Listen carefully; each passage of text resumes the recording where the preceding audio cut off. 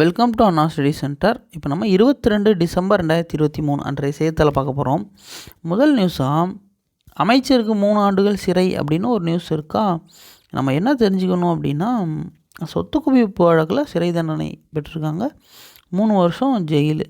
இப்போ ஜெயில் தண்டனை பெற்றுட்டாங்க. MP MLA jail தண்டனை வாங்கிட்டாங்க அப்படின்னா, மக்கள் பிரதிநிதித்துவ சட்டம் 1951 படி அவங்களோட பதவி செல்லாததாயிரும். அப்போ எம்பி பதவியோ எம்எல்ஏ பதவியோ 2 ஆண்டு அல்லது அதற்கு மேல் அவங்க சிறை தண்டனை வாங்கிட்டாங்க.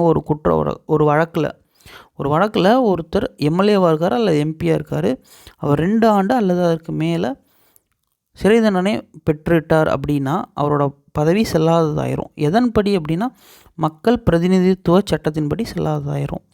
ஸோ அவர் என்ன பண்ண முடியாது, 3 வருஷத்துக்கு தேர்தலில் போட்டியிட முடியாது. அதாவது மொத்தமாக 6 வருஷத்துக்கு தேர்தலில் போட்டியிட முடியாது. சரியா, அது முக்கியம், கொஞ்சம் பார்த்துக்கோங்க.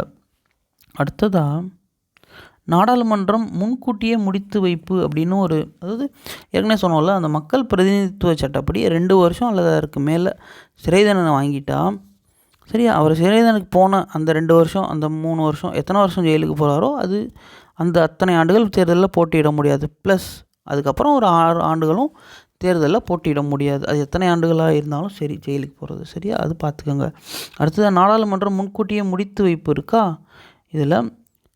அப்போ நாடாளுமன்றம் முடித்து வச்சுட்டாங்க. அப்போ மொத்தமாக எத்தனை எம்பிக்கள் பதவி நீக்கம் பண்ணாங்கங்கிறது தெரிஞ்சுக்கணும். மொத்தமாக 146 எம்பிக்களை இடைநீக்கம் பண்ணிட்டாங்க. சரியா, சஸ்பெண்ட் பண்ணி வச்சுட்டாங்க. அந்த நாடாளுமன்றத்தில் ஆர்ப்பாட்டம் பண்ணாங்களே அது. மொத்தமாக எத்தனை எம்பிக்கள்னால் 146. இதெல்லாம் பார்த்துக்கணும், முக்கியம். சரியா, அடுத்ததாக அதில் நிறைய முக்கியமான மசோதாக்கள் நிறைவேற்றப்பட்டிருக்கு. ஜிஎஸ்டியோட திருத்தம், தொலைத்தொடர்பு மசோதா பார்த்துட்டோம் ஏற்கனவே. அந்த ஏதாவது முக்கியமானதுன்னா அரசு பிளாக் பண்ணலாம் அந்த மாதிரி பார்த்தோம்ல அது. அடுத்து ஜிஎஸ்டியோட 2வது திருத்தம் என்ன, தலைவர் உறுப்பினர் வயதை அதிகப்படுத்துறது ப்ளஸ் சில அம்சங்கள் 2வது திருத்தத்தில், அது ஏற்கனவே பார்த்துட்டோம். அடுத்து நெல்லை தூத்துக்குடி வெள்ள பாதிப்புகளுக்கு 6000 ரூபா கொடுத்துருக்காங்க. சரியா, மிக கடுமையான வெள்ளம் பாதிக்கப்பட்ட பகுதிகளுக்கு 6000 ரூபா நிவாரணம் கொடுத்துருக்காங்க. அடுத்ததாக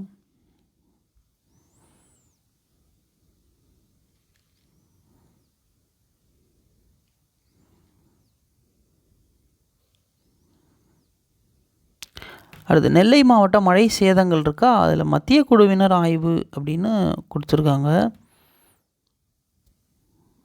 அது தேசிய பேரிடர் மேலாண்மை ஆலோசகர் கேபி சிங் அவர்கள் ஆய்வு பண்ணியிருக்காங்க அந்த இடங்களை. அது சும்மா எழுத வேணால் தெரிஞ்சுக்கோங்க. அடுத்ததான் இலங்கை கடற்படை கைது அப்படின்னு ஒரு நியூஸ் இருக்கா, இதில் கச்சத்தீவு பற்றி கொடுத்துருக்காங்க.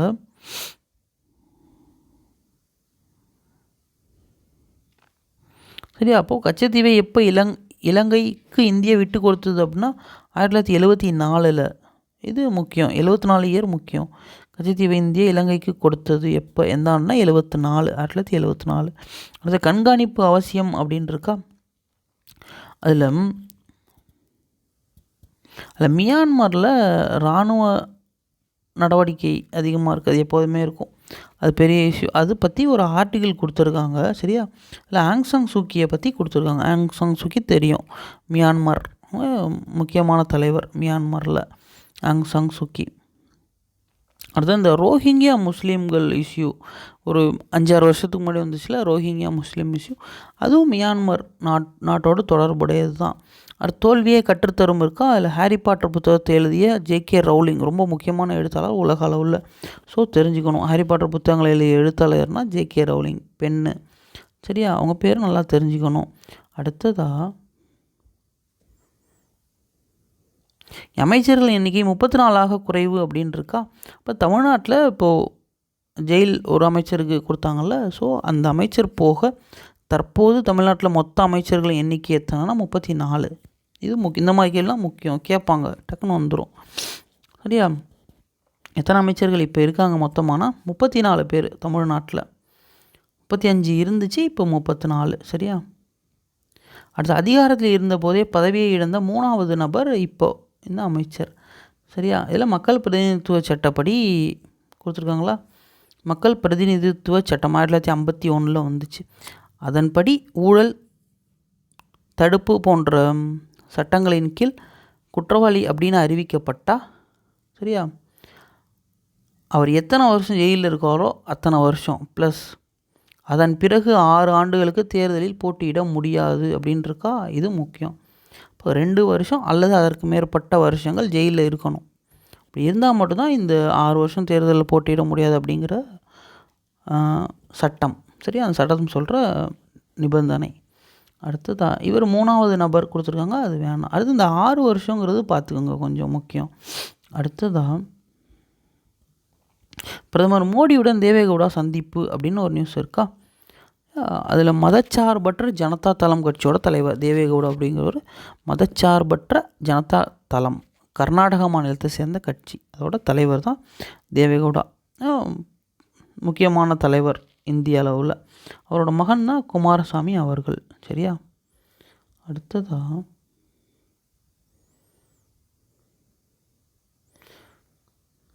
ஜம்மு காஷ்மீரில் தனித்து போட்டி அப்படின்னு ஒரு நியூஸ் இருக்கா. இதில் தேசிய மாநாட்டு கட்சி இருக்கா. தேசிய மாநாட்டு கட்சி ஜம்மு காஷ்மீர் மாநிலத்தை சேர்ந்த கட்சி, அது கொஞ்சம் முக்கியமான கட்சி.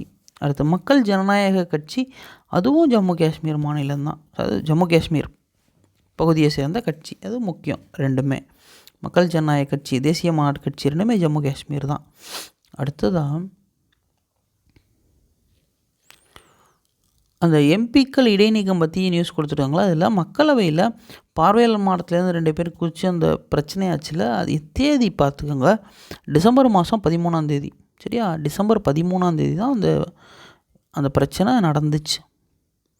அடுத்தது மாற்றுத்திறனாளிகளை இழிவுபடுத்தக்கூடாதுன்னு ஒரு நியூஸ் இருக்கா. இதில் அந்த மாற்றுத்திறனாளிகள் உரிமை சட்டம் இருக்குது பாருங்கள், 2016 மாற்றுத்திறனாளிகள் உரிமை சட்டம் இயற்றப்பட்ட ஆண்டு 2016 முக்கியம். சரியா, அடுத்ததாக இங்கே பகுஜன் சமாஜ் கட்சியை பற்றி கொடுத்துருக்காங்களா.